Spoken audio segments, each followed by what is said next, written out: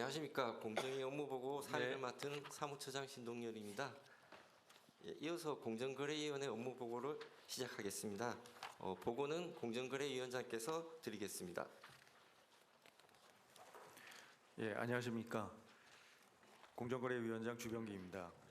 국민주권정부의 공정위 업무보고 드리겠습니다. 지난 6개월간의 성과로 먼저 공정위는 중소기업 소상공인의 어려움을 해소하기 위해 노력했습니다. 하도급 기업이 하도급 대금을 제때에 제값으로 받을 수 있도록 하도급 대금 지급 안정성 강화 종합 대책을 마련하여 발표하였습니다. 또한 가맹점주 권익 강화 종합 대책, 기술 탈취 근절 대책도 발표하였습니다.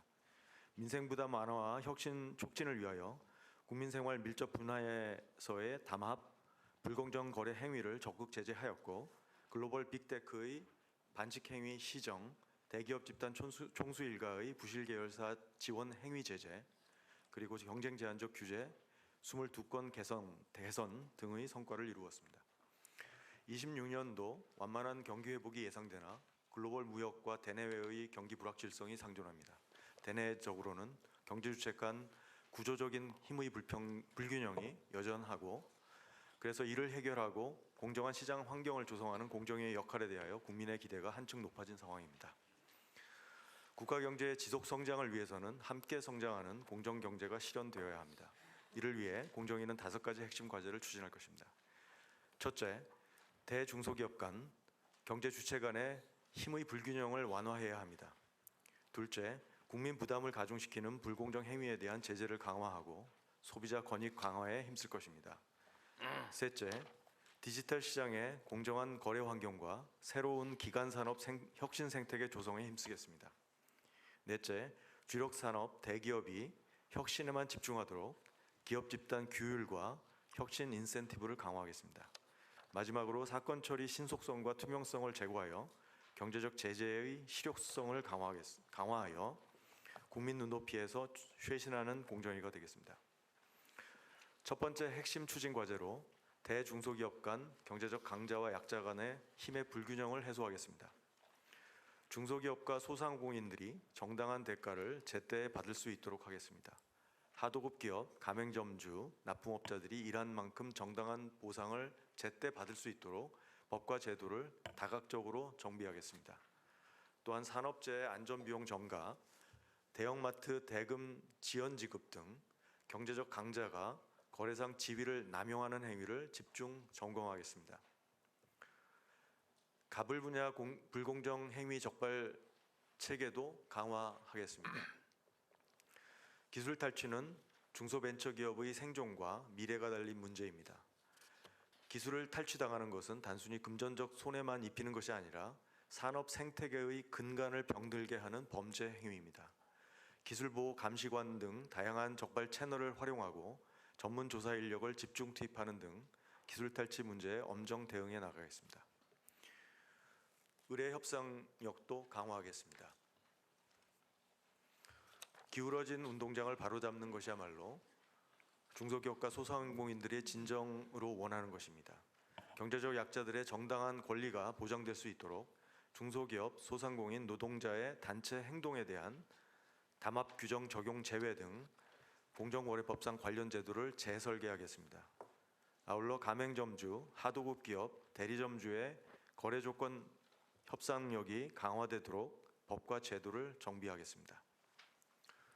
두 번째 핵심 과제로 민생 밀접 분야의 공정 경쟁을 확산함으로써 민생 회복을 지원하고 국민 부담을 완화하겠습니다.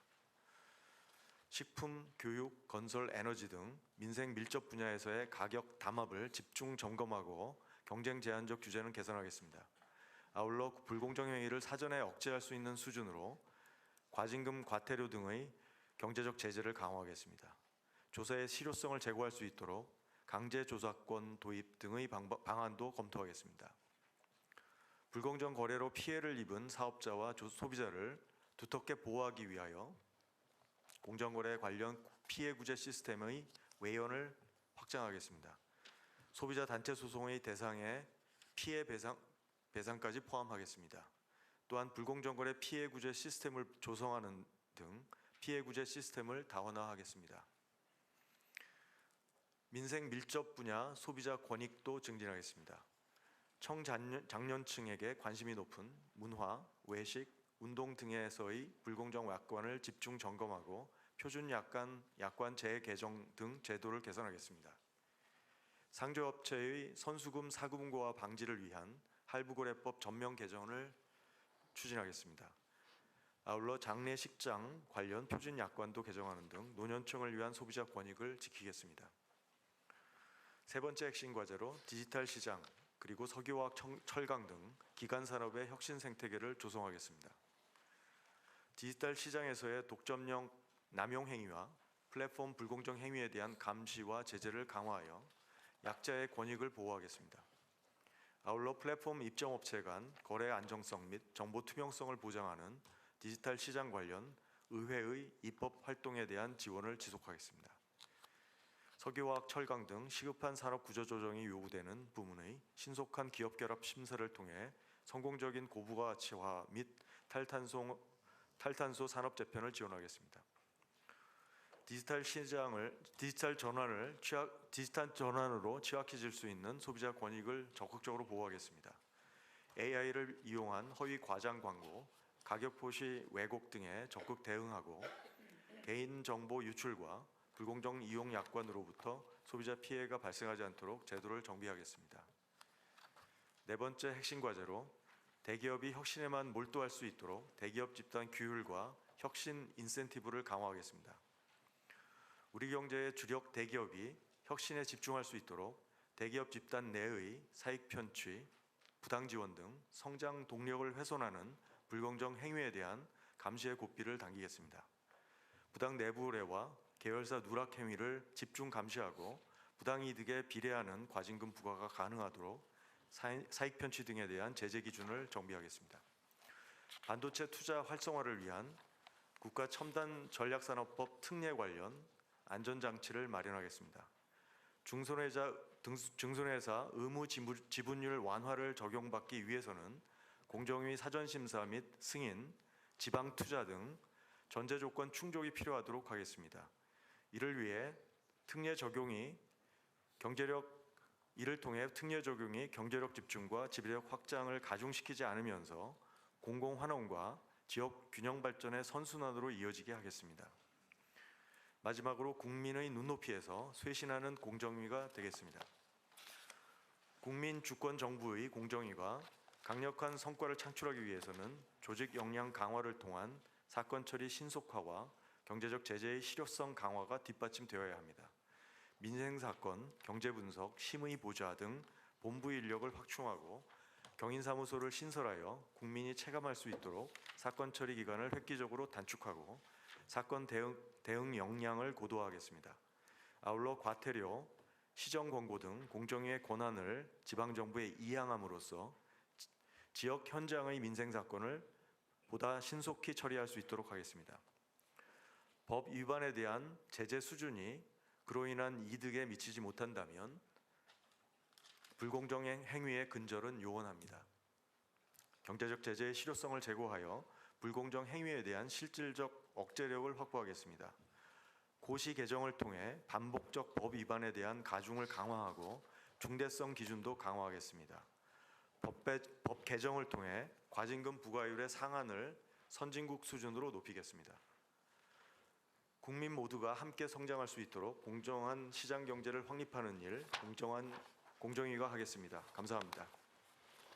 네, 수고하셨습니다. 그 발표 자료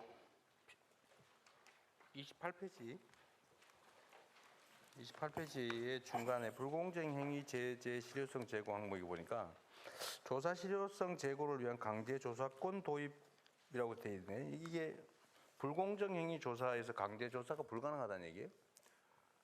지금 강제 조사권은 없어요? 없습니다. 예. 그냥 불응하면 그만이에요? 불응하면 이제 저희가 고발할 수 있습니다. 어디다가? 고발하면 이제 검찰에서 경찰이 합니까? 형벌을. 조사권을 갖지 못할 합리적 이유가 있나요? 이게 강제 조사권을 만약에 이제 영장을 청구하는 방법을 사용하면요, 그러면 이제 단점이 있는데요. 영장을 청구해서 영장을 발급해 줘야 되는데 그러려면 상당한 혐의를 범죄 우리가 혐의가 갖고 있어야 있습니다. 된다. 예. 그래서 좀 그 유동적인 방법을 저희가 사용할 수 있으면 범죄 좋은데요. 수사의 일환으로 강제 수사를 하는 거하고 예. 강제 조사에 응할 의무를 부여하는 건 좀 다른 문제인데, 예. 왜냐하면 제출 의무 또는 조사에 뭐 응할 의무를 부과하는 거하고 예. 범죄를 밝히기 위해 수사하는 건 좀 다르잖아요. 그렇습니다. 그래서 그 조사에 응할 의무를 거부하면은 제재를 해야죠. 예. 그 그러니까 원래 어떤 사실을 밝히기 위해서 조사를 했고 조사를 응할 의무가 있는데 불응하고 이렇게 방해를 하고 그러면 그 사실이 있는 걸로 봐서 어떤 제재를 가할 수 있게 해야 되겠죠. 그렇습니다. 예. 그래서 그럼 EU에서는 다른 나라에서는 다 제도가 있을 것 같은데. 그렇습니다. 일본에서는 이제 그럴 때 판사에게 강제 영장을 발급받아서 그 강제 그 영장을 통해서 이제 그 압수수색을 할 수 있습니다. 그 EU에서는 이제 그 과징금을 상당히 강한 과징금을 부여할 수 있습니다. 과징금이 좋겠네요. 과징금이 좋고요. EU는 이제 과징금 부여 플러스 그 국가에서 강제 그 영장 청구를 할 수 있습니다. 네. 강제로 예를 들면 필요한데 공익적으로 필요한데 불응하면 제재를 경제 제재를 가야 돼요. 예, 예, 네. 그렇습니다. 그걸 최대한 장치를 좀 마련해 보십시오. 예, 그리고 이게 공정거래위는 사실 시장의 질서를 합리적으로 유지하기 위해 있는 거잖아요. 그리고 시장 질서를 어지럽히는 거는 소수의 강자들이 그러는 거죠. 네. 근데 이 강자들이란 원래 힘이 세가지고 영향력이 많아가지고 무슨 법 하나 만들래도 방해하고 뭐 조사 한번 할래도 이래저래 힘써가지고 방해하고 뭔 처분할래도 방해하고 최종 결론도 뭐 하려고 그러면 이상하게 흐지부지 나게 만들고 그런 힘이 있잖아요. 그렇습니다. 아주 각오를 세게 하고 똑바로 제대로 잘해야 된다는 거예요. 예. 그래서 저희의 정책의 기본 방향이 시장이 제대로 작동하고 할 수 있게 하려면 이 강자의 협상력과 약자의 협상력의 균형을 만들어줘서 시장이 원활하게 시장에서 힘의 균형이 이루어져서 공정한 거래가 가능하게 만드는 게 제일 좋죠. 그렇습니다. 이미 위반되거나 잘못된 다음에 조사해가지고 뒤집으려면 너무 어렵잖아요. 그렇습니다. 예. 그리고 이 공정위 직원들도 많이 나오셨을 텐데 공정위는 경력 관리용으로 공정위를 선호하는 경우가 많다고 하는 설이 있던데. 예, 아마 그건 사실일 겁니다. 사실입니다. 저 위원장이 저렇게 풀어버리면 안 되는데요. 공정위와 관련된 사건의 시장이 갈수록 커지고 있습니다. 그건 다른 선진국도 마찬가지고요. 그래서 저희가 그걸 최대한 관리하면서 조직 기강을 확립하면서 그 문제를 해결하는 방법밖에 없을 것 같습니다. 반대로 얘기하면 그 말은 유착과 부패 가능성과 위험성이 크다는 뜻이기도 해요. 그렇습니다. 조심해야지. 예. 기술 탈취에 대한 대책도 잘 마련하고 있겠죠. 예, 물론 여기 하도급 대금에 대한 대책도 또 가맹점주에 대한 대책도 하여튼 사회 그 경제적 약자들이 억울하게 피해 입지 않게 하는 건 가장 기본적인 예, 업무겠죠. 예. 저번에 저 직원 수 좀 늘리라고 했더니 소심하게 140 몇 명 늘렸어요. 아, 지금은 그 정도 늘려서 조직을 가장 효율적으로 가동시키는 게 좋고요. 사실 그 인원도 쉽게 늘리기는 쉽지 않습니다. 그 올해 한 해에 그 절반 정도 정책 수립 반대했어요? 예. 제출하는 안 중에서는 제일 많은 걸 해준 겁니다. 아니 500명 더 늘리라고 했는데 내가. 예, 예. 행안부가 그다음에 인사혁신처 고시 행정고시 채용 인원까지 좀 늘리고 막 그럴 정도로 해서요. 종합적으로 아마 가능한 범위 내에서 좀 예, 관련해서는 이제 그 공정거래위원장이 제출하신 안 중에선 최대 수치를 저희가 반영한 것입니다. 예. 어쨌든 필요한 일이 인력이 부족해서 못했다 이런 소리는 안 나오게 하십시오 그러면. 알겠습니다. 그 진짜 중요한 일이에요. 예. 제가 공정거래위원회 힘센 사람 편들었다는 설이 많습니다. 예. 그래서 지금 현재 인원을 늘리기만 하면은 그 기간이 한 40% 정도 단축될 수 있습니다. 그래서 그리고 실제로 공정거래위가 조사해야 될 대상이 너무 많아가지고 쉽게 말해서 그거 감당할 인력이 안 돼가지고 조사 제대로 못하는 것도 문제잖아요. 그건 맞습니다. 한국의 공정위가 다른 선진국 공정위의 4배 일을 하고 있습니다. 대기업 집단 관리해야 되고 그게 왜 뭐 이유가 있겠죠. 그 기업 문화가 후진적이어서 그렇죠. 어디 다른 나라에서 그 저기 원가 후려치기를 하며 빨대 꽂아가지고 저기 이상한 회사 만들어가지고 재산 빼돌리고 그런 짓 하는 나라가 어디 있습니까? 그렇습니다. 맞습니다. 다른 나라는 그런 짓 하면 아마 지금 무기징역 받아가지고 징역 100년 받고 그럴 거예요. 예, 다른 나라는 주주들의 견제 때문에 쉽지 않습니다. 근데 우리나라는 아주 밥 먹듯이 하잖아요. 예, 그거를 원천적으로 못하게 만드는 게 우리 위원장님과 공정거래위가 해야 될 일입니다. 예, 그 말이 안 되지 않습니까? 그러니까 주가가 안 오르는 거예요. 똑같은 성과를 내면서도 언제 그 회사 내부 재산을 뒤로 파이프 봐가지고 빼돌릴지 모르니까 불안하잖아요. 그렇습니다. 안 믿는 거예요. 그러니까 이걸 원천적으로 확실하게 봉쇄를 해줘야 됩니다. 공정거래위가. 예, 그런데 500명 늘리라니까 소심하게 147명 하셨어요?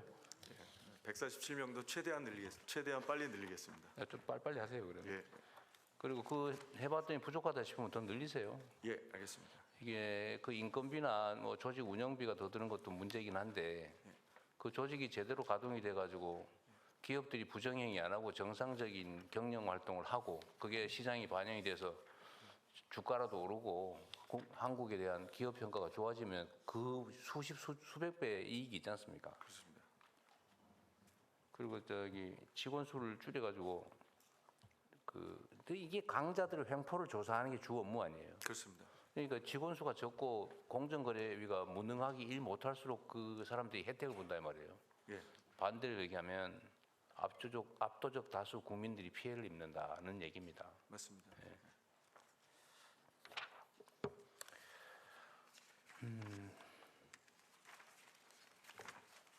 이거는 잘 하고 있겠죠. 내용도 있긴 하던데 지금 이게 워낙 이게 우리 사회는 지배 불균형이 심해가지고 예, 억울한 피해를 당하는데 조사해 주세요 신고를 하면 소문이 나가지고 거래를 끊겨가지고 회사가 망한대요. 예, 그 말을 못 한다고 하더라고요. 예, 그래서 익명 제보도 허용하고 만약에 익명 제보가 들어오면 또 제보가 들어오면 예, 그게만 조사를 하면 딱 표시가 나잖아요. 맞습니다. 전체 전수 조사를 하든지 일정 범위 내를 똑같이 조사를 해가지고 누가 신고를 했는지 누가 문제가 됐는지를 모르게. 예, 그 굉장히 중요한 지적이시고요. 네. 지금 이제 익명 조사 시스템을 이용해서 제보는 제가 한 1,000건 정도 오는 것 같은데요. 네. 저희가 한 7건 정도 한 해 수사를 진행합니다. 1000건 중에서 7건 해요. 예. 그 1,000건이 맞나요?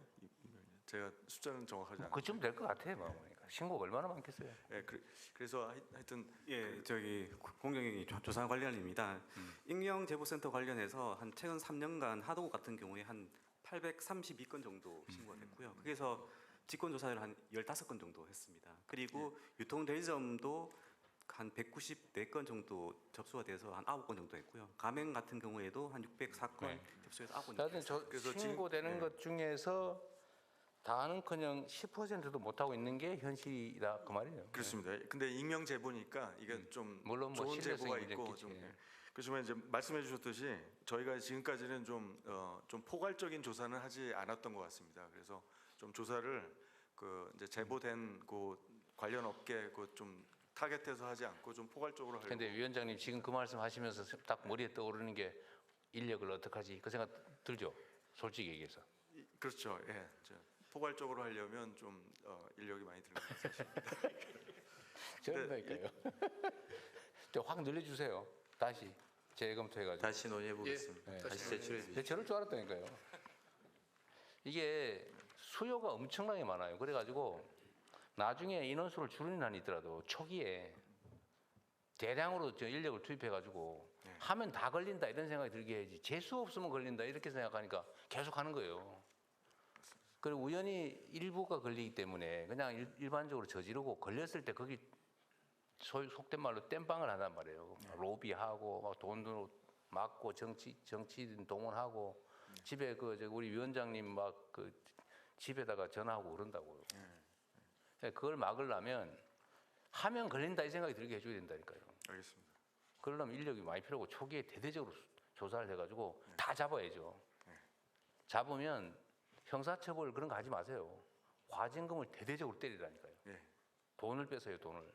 예, 예. 좀 경제적 제재를 강화하려고. 예, 수사를 해서 검찰에 넘기면 뭐예요? 그 기소도 잘 안 하고 수사하는데 막 몇 년씩 걸리고 또 재판 가면 뭐예요? 가가지고 막 몇 년 재판에 겨우 기껏해야 집행유예 받고 다 나와버리는데 소용이 없잖아요. 그러니까 과징금을 대대적으로 부과할 수 있게 제도도 만들고 조사 인력도 대량으로 좀 투입해가지고 예. 하는 쪽쪽 다 걸린다 이 생각이 들게 꼭 하셔야 됩니다. 예, 확실하게. 이게 대한민국 경제에 운명이 달렸어요. 네.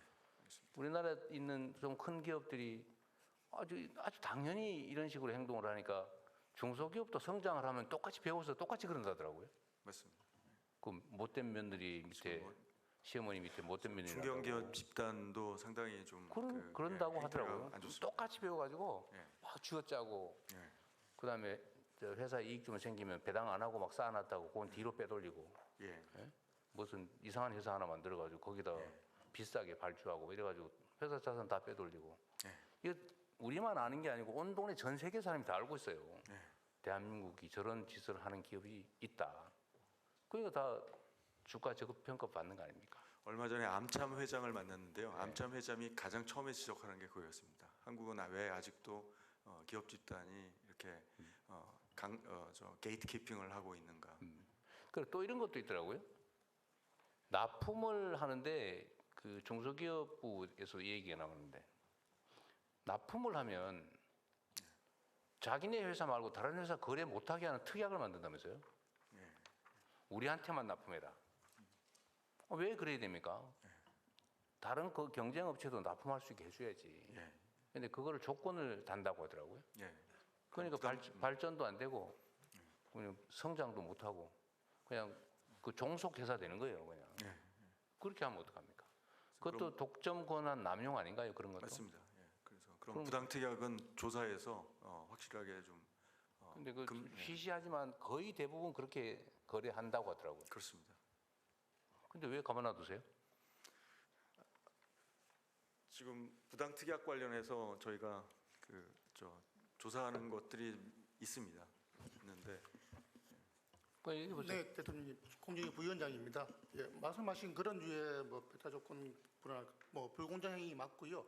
그런 사건들 많이 처리를 하고 있습니다. 물론 이제 말씀하시는 것처럼 모든 그런 행위를 다 적발을 해서 조치하고 있지는 못하겠지만 신고가 들어온다든가 또 저희가 이제 그 직권 조사를 통해서 나름대로 대응을 하고 있는데요. 충분하지는 못한 것 같습니다. 그게 예를 들면 이게 타 기업에 납품을 못하게 하는 걸 하면은 안 되는구나. 이 정도는 상식적으로 다 알고 있을 건데 그러면서도 거의 대부분이 그러고 있는 이유는 걸려봤자 별게 없기 때문이죠. 걸리면 망하게 만들어버려야 된다니까요. 네, 그렇습니다. 근데 지금 불가능하죠.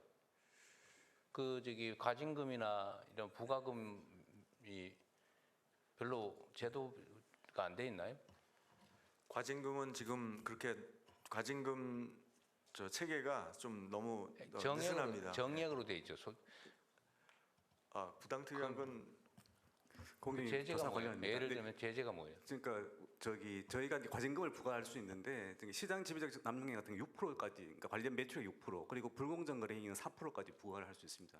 근데 지금까지 공정거래비가 그 과징금 부과한 예가 있어요? 네, 있습니다. 최대 얼마 있어요?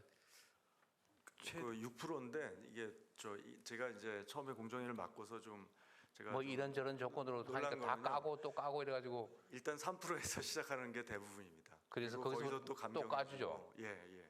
그래서 요번에 고시 개정을 해서요. 이렇게 감경되는 이유가 저희 고시가 너무 느슨합니다. 그래서 상중하로 해서 중인데도 굉장히 낮은 비율을 처분하게끔 돼 있어서요. 지금 근데 법에는 6% 돼 있는데 기본적으로 3%부터 시작해서 까준다. 그렇습니다. 법을 예. 어기고 있네. 그래서 일단 고시를 개정해서 6%에 가깝게 가징금을 부과하는 게 상당히 보편적이 되도록 해야 될 것 같고요. 그다음에 그건 좀 일찍 할 수 있고, 그다음에 법 개정을 해서 6%의 과징금률을 더 높여야 된다고 생각합니다. 그래서 그러니까요. 저희 예를 들면 한번 보십시오. 그것도 그 공정거래위가 개혁해야 될 부분인데 과징금을 일단 6%까지 하라고 돼 있는데 아예 3%부터 반을 이미 포기해버리고 그 반에서도 또 이런저런 명목으로 또 밑으로 자꾸 떨어지고 있잖아요. 그래서 실제로는 내가 보기에는 최대로 부과한 게 몇 퍼센트 될 것 같아요. 내가 보기엔 1%도 안 했을 것 같아. 아, 어때요? 그거보다는 높습니다. 2%? 한 3%도 있는 걸로 알고 네. 있습니다. 3%. 그러니까 이게 결국은 위반한 강자의 입장에서 정한 규정 아니겠어요. 네. 그러니까 이러면 안 된다고요. 예. 공정거래위는 강자의 편의를 봐주는 게 아니라 약자를 보호하고 강자를 절제시키는 역할을 하는 거예요. 예. 그래서 그게 몇 번 옆에 기업이 당하는 걸 보고 아 이러면 우리가 망하겠다 이런 생각이 들었으면 그런 걸 반복하겠습니까? 그렇습니다. 근데 걸려봤자 아무것도 아니니까 차라리 돈 주고 평소에 위반하는 게 훨씬 이익이잖아요. 예, 맞습니다. 그 말이 안 되잖아요. 그게. 예. 그래서 하여튼 과징금 체계를 전면적으로 개편하려고 합니다. 네. 하여튼 이런 항목들이 한두 개가 아니겠죠, 그죠? 예. 그래도 공정기 역할이 정말로 중요합니다. 그래서 생각을 완전히 좀 바꿔주면 좋겠어요. 예.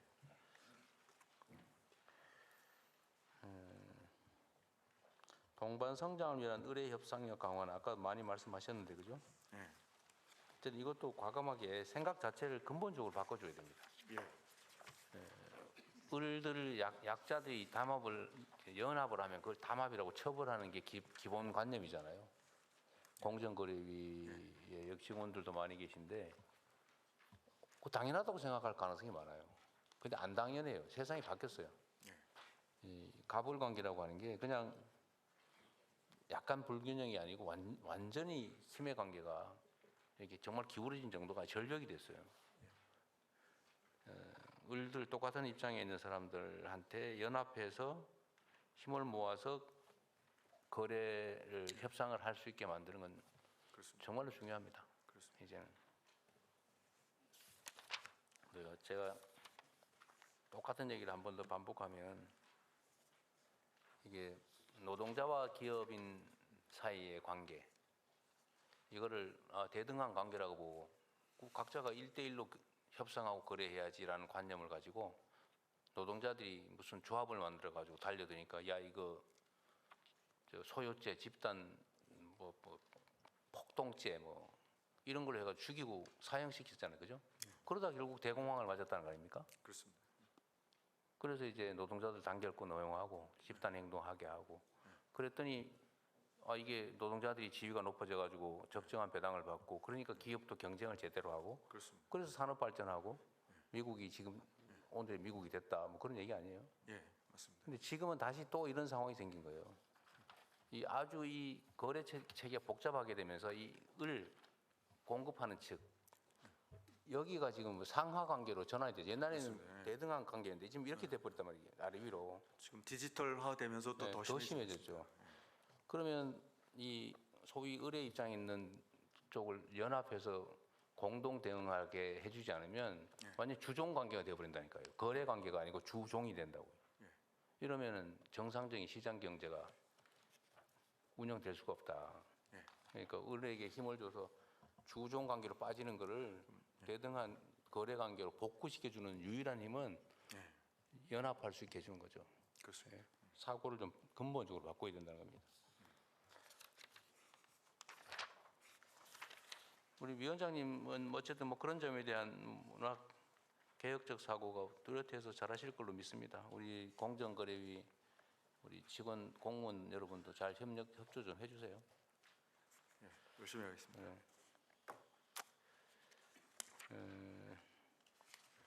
대기업 반칙행위는 아까 얘기한 것 같고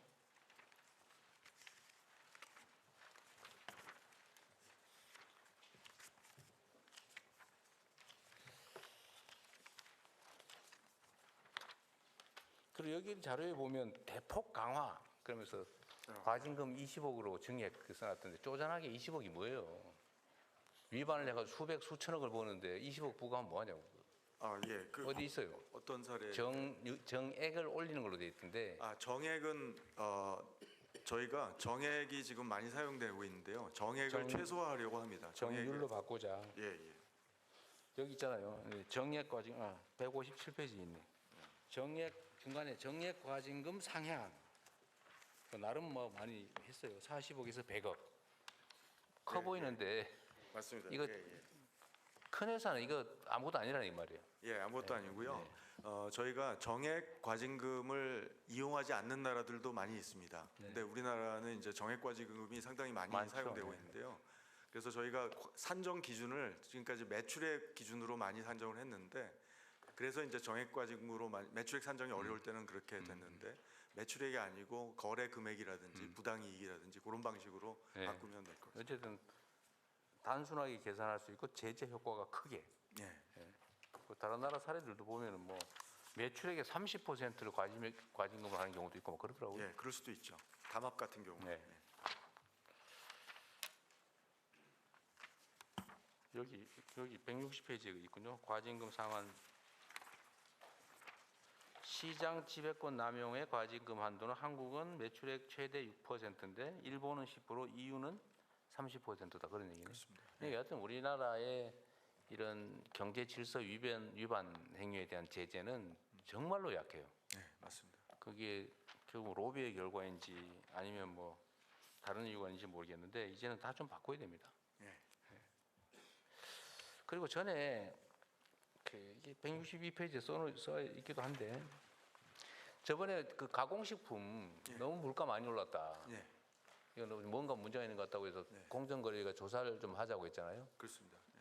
결과는 지금 그 설탕 담합 같은 경우는 지금 조사 보고서가 완료됐고요. 확인됐어요? 발송이 됐고 지금 밀가루. 1월이나 2월 경에 이제 네. 심의가 들어갈 것 같고요. 밀가루는 이제 조사가 거의 완료 단계에 있습니다. 그때 조사 뭐 했어요? 설탕, 밀가루. 설탕, 밀가루, 돼지고기, 계란 뭐 이런 계란. 식원자재 위주로 했습니다. 오늘 요 다음 시간에 그 여가부 지금 보고가 있어가지고 그런데 네. 우리나라 생리대가 그렇게 비싸다면서요? 그 생리대가 못 들었어요. 엄청 비싸다고요. 다른 나라보다. 예. 평균적으로 그렇게 비싸답니다. 예. 그건 뭐 조사 아직 안 해봤겠죠. 저는 조사 안 해봤습니다. 살펴보겠습니다. 그거 조사 한번 해봐 주시면 좋겠어요. 이건 이게 독과점이라서 그런지 다른 나라보다 약 39%가 비싸다고요. 예. 뭐 그리 비싼지 모르겠어요. 그것도 뭐 이유가 있을 것 같아요. 예. 담합이나 아니면 시장 지배력을 남용해가지고 네. 과도하게 물가 올리고 이러는 거는 이것도 역시 사실 조사하려면 엄청나게 인력이 많이 필요하죠. 시간도 많이 필요하고. 예. 그래도 아까 가맹 사업이나 이런 거에 비하면 그래도 그렇게 인력이 많이 필요하지 않습니다. 왜냐하면 독점화가 많이 주로 이제 심화된 거 위주로 보기 때문에요. 여하튼 공정거래위의 역할을 늘리는 건 정말로 중요해요. 네. 자, 그다음에 소비자 보호원.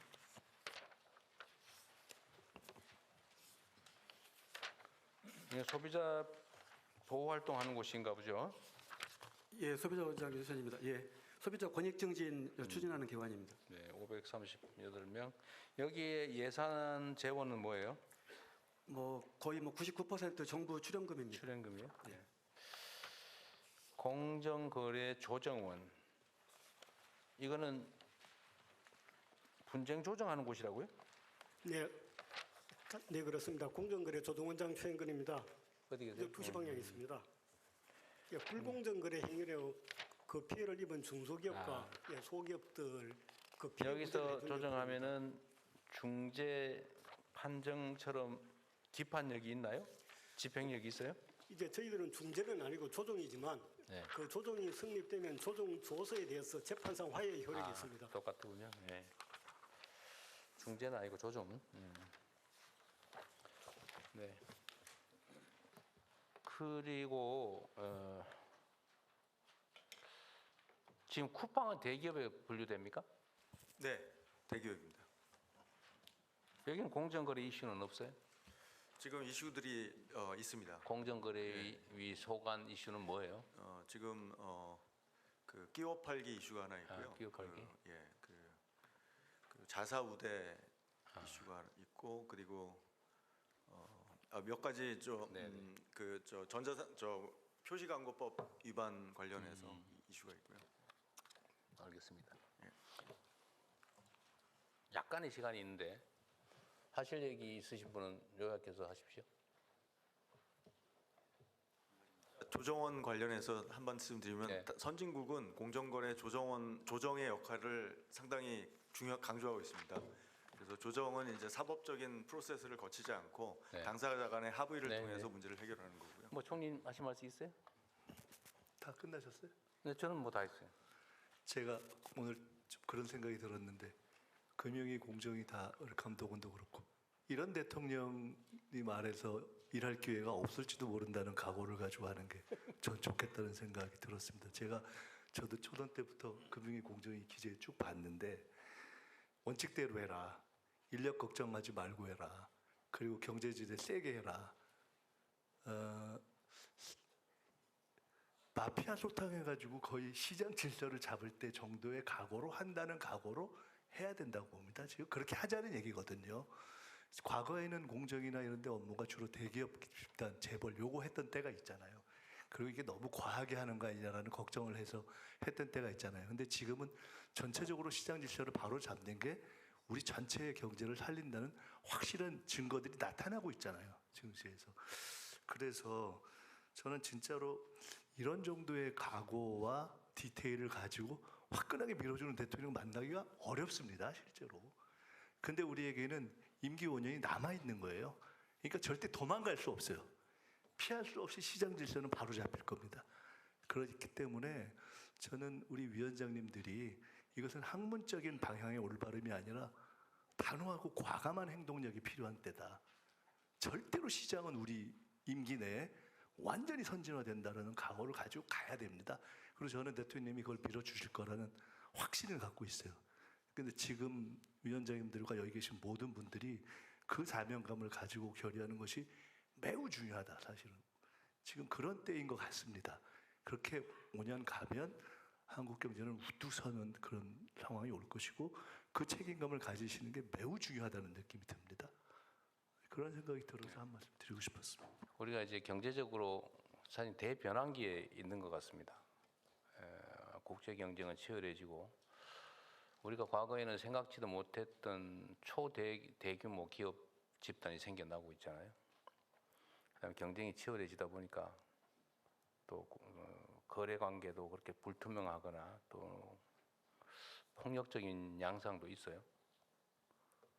그런데 이게 종전처럼 소위 말하는 수탈, 부정거래, 비정상거래 이런 게 횡행한다면 사실 이게 정상적인 선진 자본주의 국가로 가기가 어렵지 않습니까?